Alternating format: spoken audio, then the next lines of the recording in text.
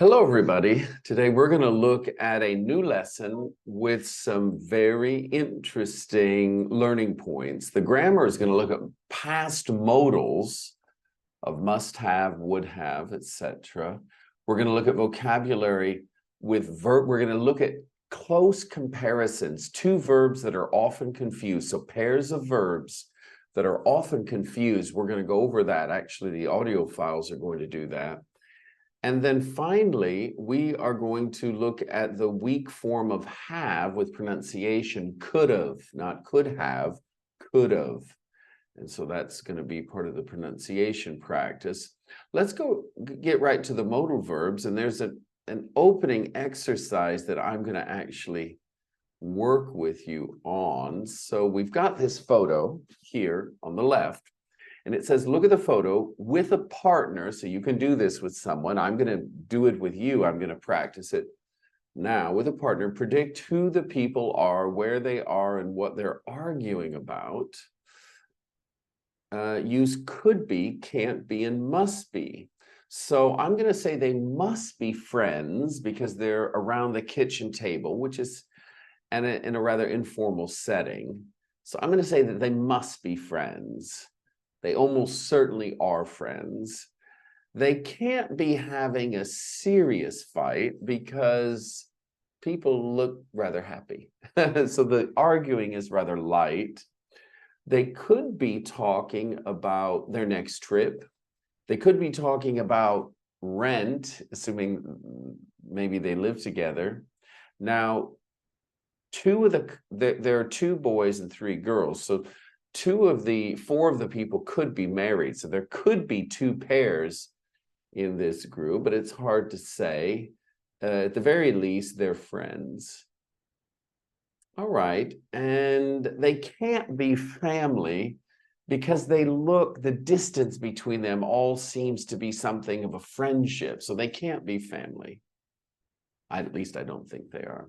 So let's find out.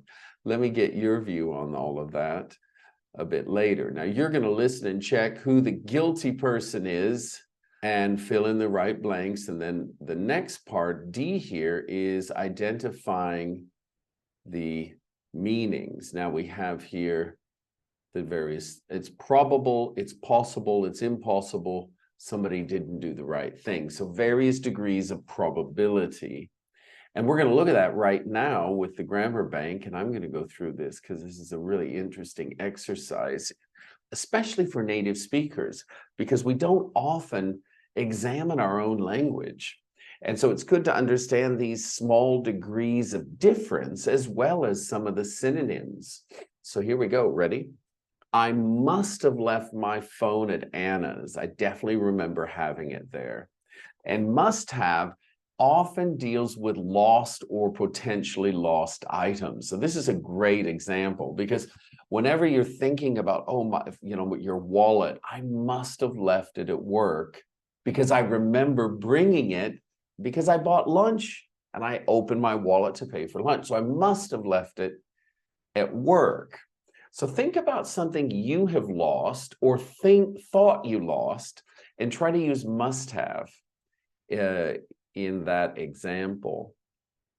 Next one, you must have seen something. You were there when the accident happened. So must have is when you're almost sure of something. You're not 100% sure, but you're 95% sure. You must have seen something. You were there at the accident. Now, the opposite of must have, just an important one here, is can't have.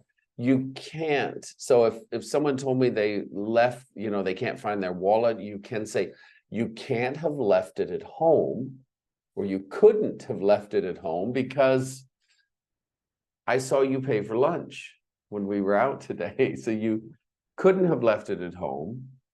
And so we can use it in that way. That's the opposite, the negative. Look at number 2. Somebody might have stolen your wallet. The next example, I suppose I'm right here. I suppose she could have forgotten it. He still hasn't arrived. I may not have given him the right address. Here is when we're less certain about what what's happened. So when it's possible, we think it's possible something happened. Now, we can also use may and might not have, but not couldn't have, to talk about possibilities that something didn't happen. So I might not have told her the address. It might be my fault. I could have forgotten about the meeting. She could have forgotten about the meeting. So these are like possibilities. And number 3, she can't have gone to work. You couldn't have seen their faces. These aren't as common. Number 3 is not as common as the other 2, but let's look at it. We use can't have and couldn't have, I'm right here, when we're almost sure something didn't happen or that it's impossible. So, you know, she can't have gone to the party because I saw her that evening somewhere else.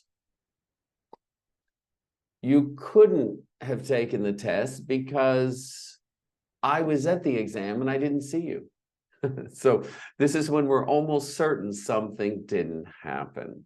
Now let's look at should have and ought to have. We've gone the wrong way. We should have turned. It's my fault. I ought to have told you. Now, this is when we express regret. Darn it. We should have done this. We ought to have done this. Now, ought to is not very common. So if you don't ever want to use ought to, you don't have to. It's an alternative for should. And it's not very common. So understand should, and then if you want to practice ought to, you can. But I think you should learn, listen, I think you should learn should and should have first, and then you can graduate to ought to. All right, now look at these 2 meanings below. I like this. I love this example. She should have phoned me. She must have phoned me. She should have phoned me means I told her to call, but she didn't. She must have phoned me means I'm sure she did call, but maybe my phone was off or the battery died. Very important meanings here, and I think we need to remember those. And I'm going to remember it as well with a teaching lesson very soon on Instagram. So here we go. You have your homework right here. And so we'll move up to pronunciation. Now, this is obviously going to be audio files here. You can see 7.5 and 7.6. But we use these when have is an auxiliary verb, so have gotten or have got or something. When we use have as an auxiliary verb, then we can contract it. I've, you've, they've, we've done our work. So we don't say we have done our work, we've done our work. So we contract that. And when we get the soft one, could of, not could have, could of. It almost sounds like OF of. You can see it right here. Must of. But actually it's must of, which is the verb. It's M-U-S-T apostrophe V-E, must have. But it sounds like OF, the preposition. All right, so you've got some very important pronunciation to go through so that you can understand when native speakers speak quickly, because when they speak quickly, they say must have. And if you're not familiar with this, you're going to say, did they say must of? Which they don't say, it's must have. But it sounds like must have, must have. All right, very important. Now, speaking is really interesting, and we've got here listening and speaking, and I want you to pay particular attention to 7.7, because now we get into some life skills, how to cope with people and deal with life and life's problems and disagreements. And you're going to listen to a psychologist give some tips about arguing. Is it okay? And under what conditions? And so I think we're going to discuss this. I think it's really important to talk about. And then you can listen again, and here are the details. So this is the big picture, and here are some of the details. So you have 2 levels of listening that you have to be aware of, and you'll be able to listen to it twice. Very interesting on arguments here. And yeah, I don't want to spoil it, so I don't, but we'll talk about it during the live. I think it's quite important. All right, if we go up here to grammar in context, we have more, actually more verbs to deal with. Listen, I'd rather talk. I'd rather we didn't argue. So in the first one, we have I'd rather talk, I'd plus a verb. So rather with an infinitive to talk about the present or future. I'd rather talk. And then in the number two, we use rather plus the person plus the past tense. I'd rather we didn't argue. I'd rather we canceled our holiday. Oh, it's very serious. Hope that doesn't happen. So we have two ways to say this, and you're going to have to practice these very slowly because I'm not sure many of you know these constructions sort of naturally. So you're going to practice them. They'll become more natural, and then you'll be able to use them in live context. So listen, I'd rather talk about it. I'd rather we meet in person. I'd rather talk on the phone. So it depends on what you want. I'd rather we didn't meet and we just talk on the phone. So you can practice these, and you can do that by this is a great exercise. Rewrite the highlighted phrases using would rather. I'd prefer to go to the cinema. I'd rather go to the cinema. I'd rather we go to the cinema. So you can see what we have here. All right, so you can practice the others and see how you do. I want you to do those. And if you have any questions, you can check in the answers below all the way down. But if you still have questions, you can ask me during the live. All right.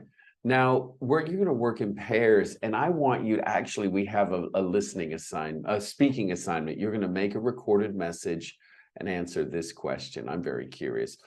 Would you rather do an English course in New York or London?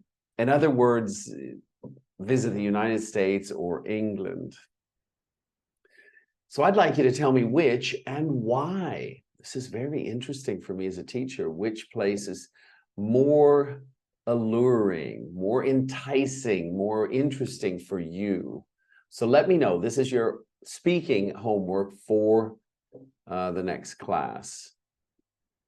All right, here's one. Would you rather live on your own or share a flat with friends? Well, when I was younger, I would rather share a flat. Well, actually, I have a different answer. If it's my best friends and I'm single, I'd rather share it with friends. If they're not my very best friends, I'd rather be single. I mean, I'd rather live on my own. This is assuming, of course, we're not married or have family. Obviously, we will stay with them. But if we're single, and we have this hypothetical option, I would rather live with my best friends or live on my own. And since I don't have many best friends, I do have a few, that choice would be very limited. So probably I'm living on my own. Now, verbs that are often confused. This is a great exercise, and you need to take extra time. So what I would recommend doing is each day do one section. I know you're very busy. You don't have time to do all of it in one sitting. So take section 5, maybe for Wednesday. Section 5 is vocabulary. You're going to listen and answer what's happening, and then we're going to go to the vocabulary bank. But I want you to read these out loud as you're answering them, because you then begin to understand the subtle means small differences. Now, for some of these you already know, so just practice it.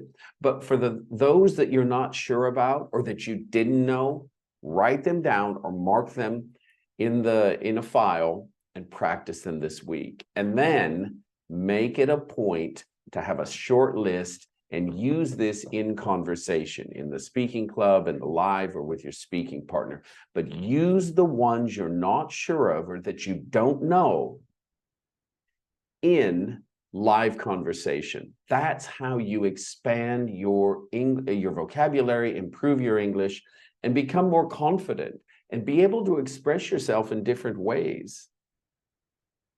Argue, discuss, notice, realize, avoid, prevent, lend, and borrow can be very tricky for some people, especially those that don't feel they're good in maths. and who don't work at a bank. Mind over matter. Remember and remind can be tricky. Expect, wait, hope, wish, beat, win, refuse, deny.